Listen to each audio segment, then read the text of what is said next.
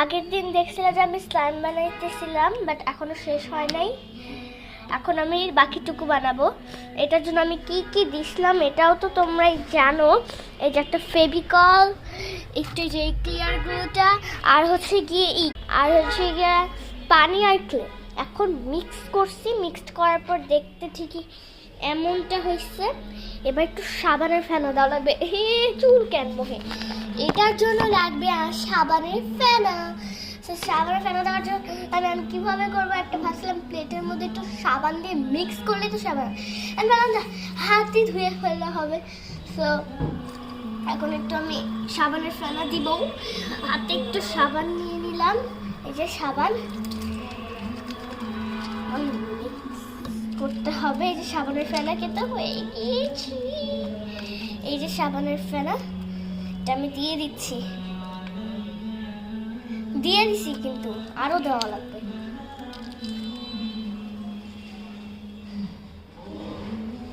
একটু কি দেওয়া লাগবে, শেষ। তোমার ইচ্ছা, বাট সাবানের ফেনা বেশি দিলেই ভালো হয়, বেশি। ওকে, একটু হাতটা মুছে নিই। এবার তোমাদের মিক্সড করে দেখাবো, চলো।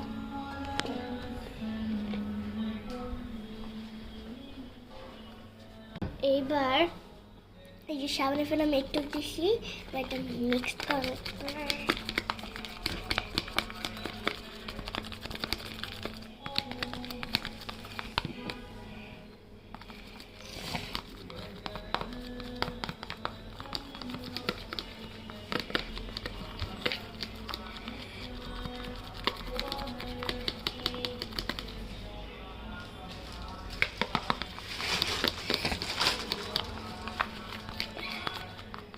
ভালো মতো মিক্সড করবা। এটা না হইতে চাইলে আরো ফেভিকল দিবা।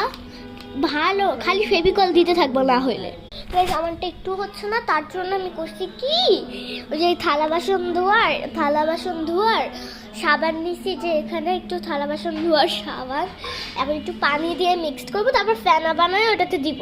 আমার মিক্সিং টুলে হচ্ছে না, তার জন্য আমি এই টুলটা নিছি।